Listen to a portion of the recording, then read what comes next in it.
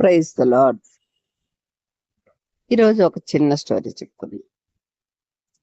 ఒకతను ఒక సముద్రం దగ్గరికి వెళ్ళి కూర్చొని హ్యాపీగా సముద్రం వంక చూస్తూ ఉన్నాడంట. ఆయన చాలా పెద్ద కోటీశ్వరుడు. ఆయన మనసులో బాధని ఎవరికి పంచుకోవాలో తెలియక, ఎలా వ్యక్తపరచాలో తెలియక సముద్రం దగ్గరికి వెళ్ళి కూర్చొని సముద్రం వంక చూస్తున్నాడు.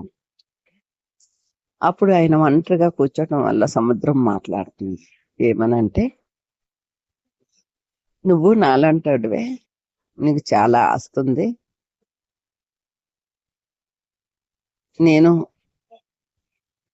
నీలాగే చాలా ఆస్తిమంతురాల్ని, నా ఒంటి నిండా ఉప్పు ఉంది, కానీ నేను తాగడానికి ఎవరికి పనికిరాను. నువ్వు కూడా అంతే, నీకున్న ధనాన్ని ఎవరికి పంచలేవు, నువ్వు ఆస్తిమంతుడు బాబా అని అనుకుంటావు. కానీ నా స్నేహితురాలుంది, ఊళ్ళో బావిలో ఉంది, ఆ బావిలో నీళ్లు అందరికి పంచుతూ ఉంటది. తను చిన్నదే, నాలో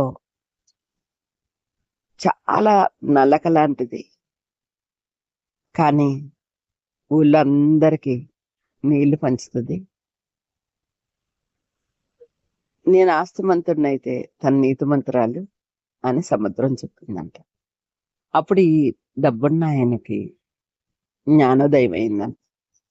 జ్ఞానోదయం అయ్యి, అవును కదా, నేను ఇంత సంపాదించా కదా, నేను పోయేటప్పుడు ఏం పట్టుకెళ్ళలేను కదా అని తన కింద ఉద్యోగస్తులకి, తన కింద ఉన్నవారికి చిన్న చిన్న హెల్ప్లు చేస్తే ఏమైంది అని ఒక ఆలోచన వచ్చి అప్పుడు పుట్టింది ఏంటో తెలుసా, వాళ్ళకి బెనిఫిట్స్ ఇవ్వటం. అప్పుడు ఆయన ఏం చేశారంటే, హాస్పిటల్ ఖర్చులకని కొంత డబ్బు, అలా ఆ కింద ఉన్న అధికారులందరికీ సహాయం చేయటం మొదలు పెట్టాడండి. వెళ్ళి సహాయం చేస్తూ తనకి ఇంకా మనసు ప్రశాంతత రావట్లేదట. మళ్ళీ సముద్రం దగ్గరికి వెళ్ళి కూర్చున్నాడ. సముద్రం మళ్ళీ మాట్లాడుతుందంట, నువ్వేంటి నీతిమంతుడిగా మారడానికి ట్రై చేస్తున్నట్టున్నావు, నేను ఎలాగో మారలేను, నన్ను మార్చడానికి చాలా మంది ప్రయత్నాలు చేసి మిషన్లతో వాటర్ని శుద్ధి చేసి వాళ్ళు బావి నీటిలా మారుస్తున్నారు, కానీ నాలో ఉన్నదంతా పోవట్లేదు. నువ్వైతే నీలో ఉన్నదంతా పోగొట్టుకోగలవు, నువ్వు ఆస్తిమంతుడుగా కంటే నీతిమంతుడిగా మార్చుకోగలవని చెప్పిందంట. మళ్ళీ సముద్రం మాట్లాడినప్పుడు ఆయన ఆ సముద్రం వంక చూసి, నిజమే కదా, నేను ఇంత డబ్బు సంపాదించా, నీ అంత జ్ఞానాన్ని ఎందుకు సంపాదించలేకపోయాను అని మనసులో అనుకొని తను మళ్ళీ లేచెళ్ళి ఇంకా కొంత పేదవారికి సహాయం చేయటం మొదలు పెట్టాడట. ఈయన సహాయం చేస్తూ ఉంటే డబ్బు తానంతట తానే తన దగ్గరికి వస్తూ ఉందంట. అదేంటి, నేను ఇన్నాళ్ళు డబ్బు వెనక పరిగెట్టాను, నా దగ్గర ఏమీ లేదు, మనశ్శాంతి లేదు, ఇప్పుడు నేను దాన్ని వదిలిపెట్టి నేను మనుషుల వైపు తిరిగాను, మనుషులకి పంచుతూ ఉన్నాను, డబ్బేంటి నా వెనక పరిగెడుతుంది అని. అయినా తనకి ఇంకా ఏదో లోటు కనబడుతుందంట మనసులో. ఈసారి మళ్ళా కొన్నాళ్ళకి సముద్రం దగ్గరికి వెళ్ళి కూర్చున్నాడని. అప్పుడు సముద్రం చెప్పిందంట, మరలా వచ్చావేంటి, నువ్వు ఇంకా డబ్బున్నవాడిగానే ఉన్నావేంటి, ఇంకా నీలో ఏదో తక్కువ అవుతుంది కదా అంటే, నాకు మనసు ప్రశాంతత ఉండట్లేదు, నేనెంత చేసినా నాకేదో తక్కువ అనిపిస్తుంది అంటే, నువ్వు ఇంకా నాలాగే ఉన్నావు, నేను సముద్రాన్ని, ఉప్పుని. అయితే నువ్వు అలా కాదు, నువ్వు పూర్తిగా బావిలా మారిపోవాలి. బావి ఎలా ఉందో చెప్పాను కదా, అది నీతి మంత్రాల్లా ఉంది. తనలో ఉన్నదంతా చెడును తీసి తనలో మంచిని పైకి పెడుతుంది. ఆ మంచి నీరు తాగి అందరూ హ్యాపీగా ఉంటున్నారు. అంటే తన శుద్ధ హృదయంతో ఉంది. అలా ఉండాలి అంటే నువ్వు ఏ ప్రయత్నం చేస్తావో నాకు తెలియదు. శుద్ధ హృదయంతో ఉండాలి. నువ్వు వెళ్ళి బావిని అడుగు, ఎలా ఉంటుందో తెలుస్తుంది అని. అప్పుడు అతను ఆ సముద్రం దగ్గర నుంచి వెళ్ళిపోయి ఒక వీధిలోకి వెళ్ళి ఆ వీధి దగ్గరికి వెళ్ళి బావి దగ్గర నిలబడి చూస్తూ ఉన్నాడంట. ఆ బావి దగ్గరికి అనేక మంది వచ్చి నీళ్లు తోడుకొని చక్కగా పట్టుకెళ్తూ ఉన్నారంట. పట్టుకెళ్తూ ఉంటే అక్కడ ఒక చర్చిలోంచి పాటలు వినపడుతున్నాయి. ఆయన వింటూ ప్రశాంతంగా బావంకే చూస్తున్నారు. బావి తనతో మాట్లాడట్లేదు. ఎందుకంటే తన నీతిమంతురాలు డబ్బున్న వాళ్ళతో మాట్లాడటానికి ఇష్టపడట్లేదు. అయితే ఎంతసేపు నిలబడినా తన మనసు అలాగే ఉంది కానీ తనలో మార్పు రావట్లా. చర్చిలో వచ్చే పాటలు వింటూ సంతోషంగా ఉన్నాడంట. ఇంటికి వెళ్ళాక ఆ మాటలు పదే పదే తనంలో పలుకుతూ ఉన్నాడంట. పలుకుతూ ఉంటే హ్యాపీగా నిద్రపోయాడు. అప్పుడు అర్థమైందంట, ప్రశాంతత అనేది మనకి మనం తెచ్చుకోవాలంటే మనమే మారాలి, డబ్బుతో కాదు. డబ్బుతో ఏది కొనలేము అని అర్థం చేసుకొని తను వెళ్ళి ఈసారి ఒక చర్చికి వెళ్ళి కూర్చున్నాడంట. ఒక రోజు వెళ్ళి కూర్చున్నాడు, 2 రోజులు వెళ్ళి కూర్చున్నాడు, 3 రోజులు వెళ్ళి కూర్చున్నాడు.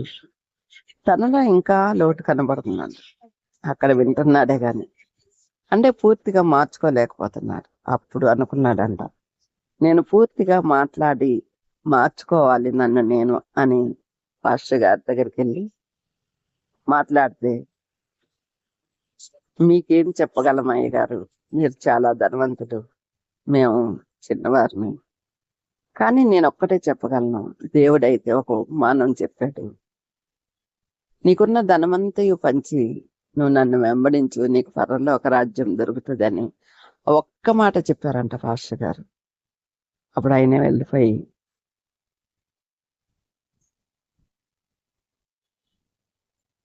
అప్పుడు ఆయన ఆ ధనాన్ని తన పేరు నుంచి తీసేసుకొని తన దగ్గర పనిచేసే వర్కర్స్ అందరి పేరున మార్చేసాడంట. తనకి ఎవ్వరూ లేరు. ఆ వర్కర్స్ అందరికి ఆస్తి పత్రాల కింద రాసి, చాలా మంది 350 మంది వర్కర్స్ ఉన్నారంట. వాళ్ళందరికీ ఆస్తి పత్రాలు రాసి అందరికీ అందజేశాడంట. కానీ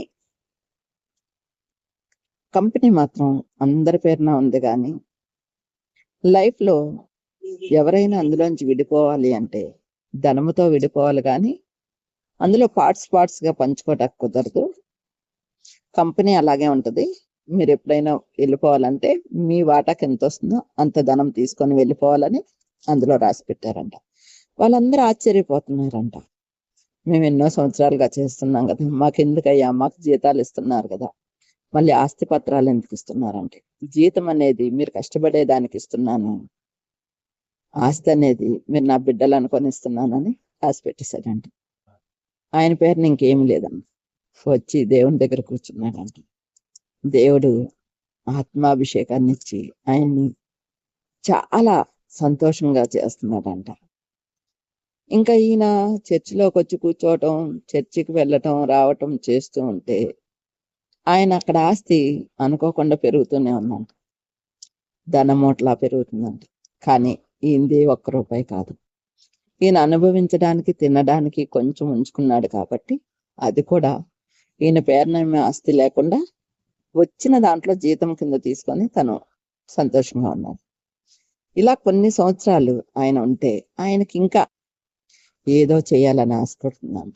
ఏదో చేయాలని ఆశపడుతుంటే మరలా పాస్టర్ గారి దగ్గరికి వచ్చి, నాకు ఇంకా కొంచెం లోటు అనిపిస్తుంది మనసుకి, నాకు ప్రశాంతంగానే ఉంది, హాయిగానే నిద్రపోతున్నాను, కడుపు నిండా తిండి తినగలుగుతున్నాను, ఆఫీస్ వర్క్లన్నీ చూస్తున్నాను, నా జీతం నేను తీసుకుంటున్నాను, అన్నీ బాగానే ఉన్నాయి, కానీ ఇంకా నాకేదో లోటు.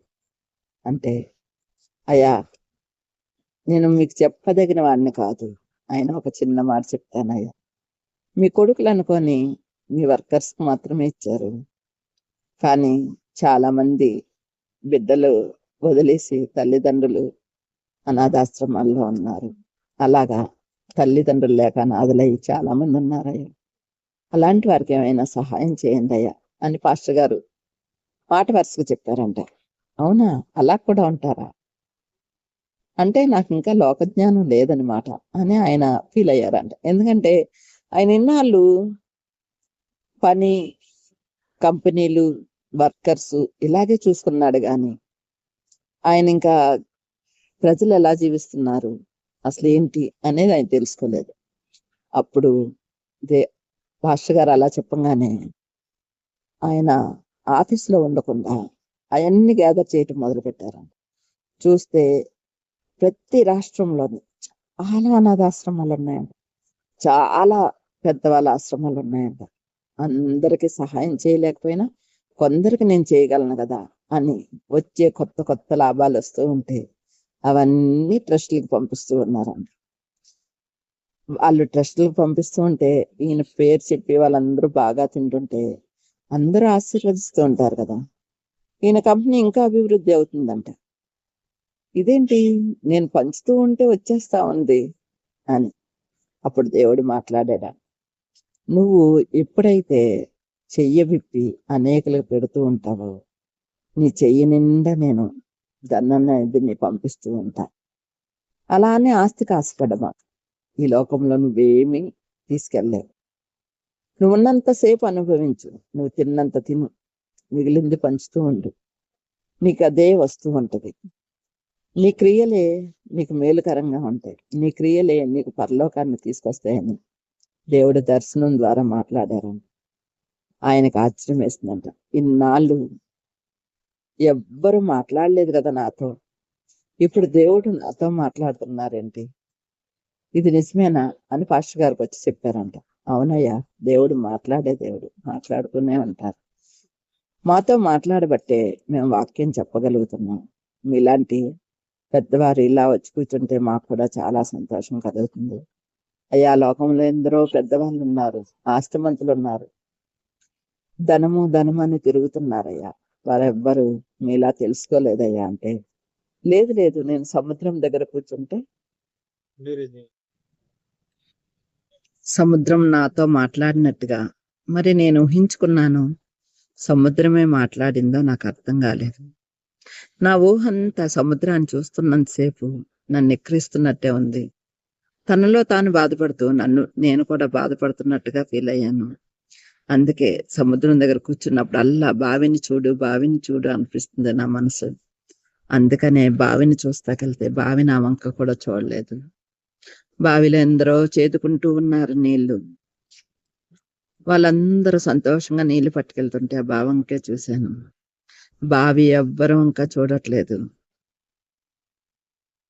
తోడుకున్న వాళ్ళకి తోడుకన్నన్ని ఊరుతూ ఉన్నాయి. అంటే దేవుడు కూడా నన్ను బావిలా చేయాలనుకుంటున్నారు. నువ్వు బావిలో నీళ్ళు ఎన్ని తోడుకుంటే అంత నీకు అన్నట్టుగా వ్యాపారంలో కూడా నేను తీసి అందరికి పంచుతూ ఉంటే వ్యాపారం వస్తూ ఉంది. నా జీవితంలో మేలుకొలుపు అంటూ జరిగింది అంటే ఆ సముద్రం దగ్గరే.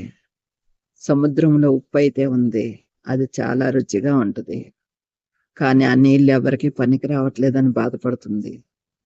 కానీ అదే ఆవిరయ్యి మంచినీటిగా మారుతుందని సముద్రానికి అర్థం కాలేదేమో. నిజం చెప్పాలంటే సముద్రంలో నీళ్ళు ఎండాకాలం అంతా చక్కగా ఆవిరైపోతూ ఉంటుంది, అదే వర్షం ద్వారా మంచినీటిగా మార్చబడి వస్తూ ఉంటుంది. నేను ఎక్కడో సైన్స్లో చదివాను చిన్నప్పుడు, నాకు ఇప్పుడు అర్థమైంది. మంచి ఎప్పుడు మంచిని గుర్తు చేయలేకపోతుంది, మంచిని గుర్తుంచుకోలేకపోతుంది, చెడును మాత్రం చాలా గుర్తు చేసుకుంటుంది. ఇలాగే ఉంది లోకమంతా. నేనైతే దేవుణ్ణి నమ్ముకున్నాను కాబట్టి మంచిని గుర్తెరిగాను. అనేకులకి నేను చెబుతూ ఉంటాను, నన్ను చూసి నా వర్కర్స్ అందరూ కూడా సంతోషపడుతున్నారు. వాళ్ళకి ఆస్తి రాసిచ్చిన దానికంటే నేను ఇంత సంతోషంగా ఉన్నాను, నేను 10 కాలాల పాటు బాగుండాలని వాళ్ళందరూ నన్ను ఆశీర్వదిస్తున్నారు. సకాని సగం మంది దేవుని బిడ్డలుగానే ఉన్నారు, ఇంకా కొందరు మారాలి, వారు కూడా మారతారని నేను ప్రార్థన చేస్తున్నాను. ప్రతి కుటుంబం కోసం ప్రార్థన చేస్తూ ఉంటాను. ఎందుకంటే వారంతా నా దగ్గర గత 30 సంవత్సరాలుగా పనిచేసిన వాళ్ళు ఉన్నారు, 20 సంవత్సరాలుగా పనిచేసిన వారు, కొత్తగా జాయిన్ అయిన వాళ్ళు ఉన్నారు. ఇలా అందరి కోసం నేను ప్రార్థన చేస్తూ ఉన్నా. ఇప్పుడు పని పెరిగింది, వర్కర్స్ పెరిగారు. 350 మంది ఉండేవారు, ఇప్పుడు 500 మంది అయ్యారు. ఇంకెంతమంది పెరుగుతారో నాకు తెలీదు. తుదకి ఈ ఆస్తి ఏమవుతుందో నాకు తెలీదు. ఏ ట్రస్ట్‌కైనా రాసేయాలేమో తెలీదు. కానీ ఆళ్ళందరికీ నేను ఒక మేనేజర్‌ని పెట్టాను. మేనేజ్‌మెంట్ వారిని. ఒక్కరు స్వార్థంగా ఉంటే వారందరూ అన్యాయం అయిపోతారని కోర్టు ద్వారా వాళ్ళందరికి అప్లికేషన్స్ ఇచ్చి, కొత్తగా వచ్చిన వారికి కూడా కొంచెం కొంచెం వాళ్ళకి నేను అగ్రీమెంట్స్ రాసిచ్చాను. నేనెప్పుడు దేవుని సన్నిధికి వెళ్ళిపోతానో నాకు తెలీదు గానీ, వారందరూ బావుండాలని, వారికి మంచే జరగాలని లాయర్ ద్వారా నేను చాలా చేశాను. కానీ ముందు ముందు వాళ్ళెవ్వరికీ సమస్యలు రాకూడదని భాగాలుగా చేసిచ్చాను. ఎవ్వరు అందులోంచి తప్పుకున్నా సరే, వారికి డబ్బు ద్వారా ఇచ్చేలా చేశాను అని పాస్టర్ గారితో చెప్తే, అయ్యా! మీరెంత గొప్పగా ఆలోచించారో. ఇంటిలో ఒక తండ్రికి 2 కొడుకులు పుడితేనే ఆస్తుల్లో గొడవలయిపోయి చాలా సమస్యలొచ్చేస్తున్నాయ్యా! మీరింత ముందు చూపుగా ఆలోచిస్తున్నారు. రేపేం జరిగిద్దో మీకు తెలీదు. కానీ అంత ముందు చూపుగా చూశారుగా, వాళ్ళందరూ బావుంటారయ్యా! మీకేం కాదు. మీరు బావుండాలి అని చెప్పారంట.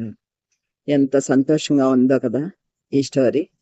ఈ స్టోరీ వింటున్నంత సేపు మనకు కూడా అలా ఉండాలి అనిపిస్తుంది కదా! అందుకే మనకున్న దాంట్లో గుప్పులు విప్పుతూ ఉందాం.